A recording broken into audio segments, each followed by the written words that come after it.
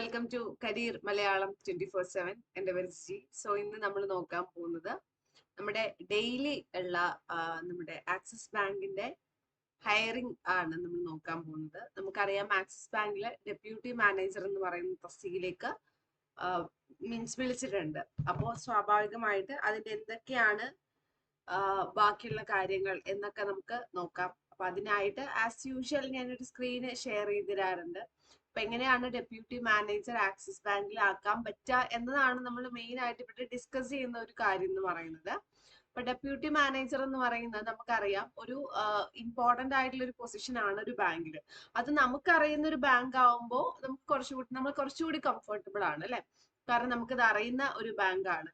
So axis bank എന്ന് പറയുന്നത് നമ്മുടെ തൊട്ടൊക്കെ നമുക്ക് കാണുന്ന നമ്മൾ എന്നും കണ്ടുകൊണ്ടിരിക്കുന്ന ഒരു ബാങ്കാണ് ആക്സിസ് ബാങ്ക്. നമുക്ക് പുതിയതായിട്ട് പരിചയപ്പെടേണ്ട ഒരു ബാങ്കോ അങ്ങനെയൊന്നും അല്ല ആക്സിസ് ബാങ്ക് എന്ന് പറയുന്നത് അല്ലെ. അപ്പൊ അവിടെയാണ് ഡെപ്യൂട്ടി മാനേജർ എന്ന് പറയുന്ന തസ്തികയിലേക്ക് വിളിക്കുന്നത്. ഡെപ്യൂട്ടി മാനേജർ എന്ന് പറയുന്ന തസ്തികയിലേക്ക് വിളിക്കുക എന്ന് പറയുമ്പോൾ ട്രെയിനിങ് ആണ് നിങ്ങൾക്ക് ആദ്യം പ്രൊവൈഡ് ചെയ്യുന്നത്. ഓഫ് കോഴ്സ് ഫീസ് ഉണ്ടോ ചോദിച്ചു കഴിഞ്ഞാൽ ഫീസ് ഒക്കെ ഉണ്ട്. അപ്പൊ ട്രെയിനിങ് കഴിഞ്ഞിട്ട് പക്ഷെ നിങ്ങൾ ഉദ്ദേശിക്കുന്ന പോലെയല്ല, നമ്മൾ ആദ്യം കുറച്ച് ഫീസ് കൊടുത്തിട്ട് ബാക്കിയൊക്കെ EMI സാലറി കിട്ടിയിട്ട് പേ ചെയ്താൽ മതി ബാക്കിയൊക്കെ. അപ്പൊ ആദ്യം തന്നെ എല്ലാ പൈസയും കൊടുക്കേണ്ട കാര്യം അങ്ങനെയൊന്നുമില്ല ഇവിടെ. ഇനി ഇവിടെ ഹയറിംഗ് പ്രോസസ് നമുക്ക് നോക്കാം. ആദ്യം നമുക്ക് രജിസ്ട്രേഷൻ ആണ് വരുന്നത്. രജിസ്ട്രേഷൻ വരുന്നത് 299 രൂപയാണ് രജിസ്ട്രേഷന് വേണ്ടിയിട്ട് നിങ്ങൾ അടയ്ക്കേണ്ടത്. അങ്ങനെ രജിസ്ട്രേഷൻ ചെയ്യുക, ഡോക്യുമെന്റ് ഒക്കെ അപ്ലോഡ് ചെയ്തിട്ട് ഒരു ഓൺലൈൻ ടെസ്റ്റ് വരുന്നുണ്ട്. അപ്പൊ ഓൺലൈൻ ടെസ്റ്റ് എന്ന് പറയുന്നത് നമുക്ക് നോക്കിക്കഴിഞ്ഞെന്ന് വെച്ചാൽ ഈ ഓൺലൈൻ ടെസ്റ്റിൽ എന്തായിരുന്നു, ഓൺലൈൻ ടെസ്റ്റിലാണ് നമുക്ക് ലൈക്ക് ഇപ്പോ പറയുവാണെങ്കിൽ നമ്മൾ ഓൺലൈൻ ടെസ്റ്റിലാണ് നമുക്ക് ഈ നമ്മളെ ഒരു അസസ് ചെയ്യാണ് മെയിൻ ആയിട്ട്. നമ്മളെയാണ് ഇവിടെ അസസ് ചെയ്യുന്നത്. അപ്പൊ നമ്മളെ അസസ് ചെയ്യാന്ന് പറയുമ്പോൾ എങ്ങനെയാണ് നമ്മൾ അസസ് ചെയ്യുന്നത്?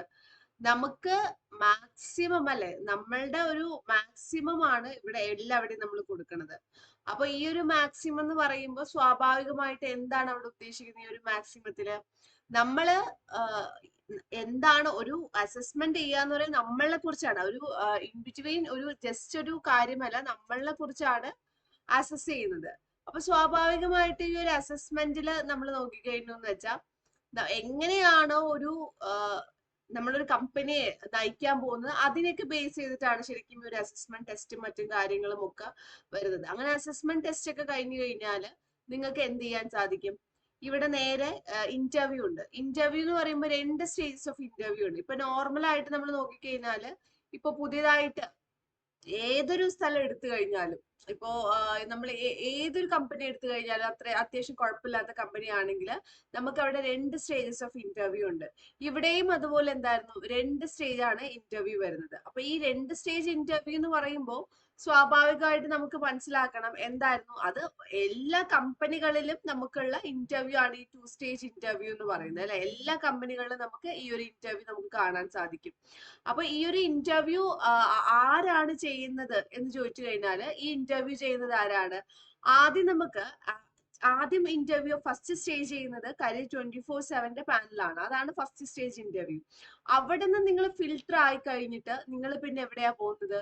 നിങ്ങൾ അത് കഴിഞ്ഞിട്ട് പോകുന്ന ഇന്റർവ്യൂ എന്ന് പറയുന്നത് നമ്മുടെ ആക്സിസ് ബാങ്കിന്റെ പാനലിലേക്കാണ്. ഈ 2 ഇന്റർവ്യൂവിന്റെ പ്രത്യേകത, ഇത് വെർച്വൽ ഇന്റർവ്യൂ അല്ല, സോറി, വെർച്വൽ ഇന്റർവ്യൂ ആണ്, ഫിസിക്കൽ ഇന്റർവ്യൂ അല്ല. അതാണ് ഇതിന്റെ പ്രത്യേകത എന്ന് പറയുന്നത്. അപ്പൊ ഫിസിക്കൽ ഇന്റർവ്യൂ അല്ല എന്ന് പറയുമ്പോൾ നമുക്ക് നേരിട്ട് പോയിട്ട് ഹാജരാകേണ്ട കാര്യമില്ല. ഓക്കെ, അതാണ് നമ്മൾ പറയുന്നത് വെർച്വൽ ഇന്റർവ്യൂ. ഓൺലൈൻ ആയിട്ടാണ് ഈ ഇന്റർവ്യൂ നടക്കുന്നത്. ഓൺലൈൻ ആയിട്ട് ഇന്റർവ്യൂ നടക്കുമ്പോൾ സ്വാഭാവികമായിട്ട് നമുക്ക് എന്തായിരുന്നു, നമുക്ക് തന്നെ ഒരു ഇതുണ്ടാവും. ഓക്കെ, ഇത് ഓൺലൈൻ ആയിട്ടാണ് ഇന്റർവ്യൂ, നമുക്ക് എവിടെയും പോകണ്ട, നമ്മളെ ഓൾറെഡി വേറൊരു ജോലി ആണെങ്കിൽ അത് ചെയ്തുകൊണ്ടാണ് നമ്മൾ ഈ ഒരു ഇന്റർവ്യൂവിന് അറ്റൻഡ് ചെയ്യുന്നത്. അതുകൊണ്ട് ആ ഒരു പ്രശ്നം അങ്ങനെ ഒന്നും നമുക്ക് വരുന്നില്ല.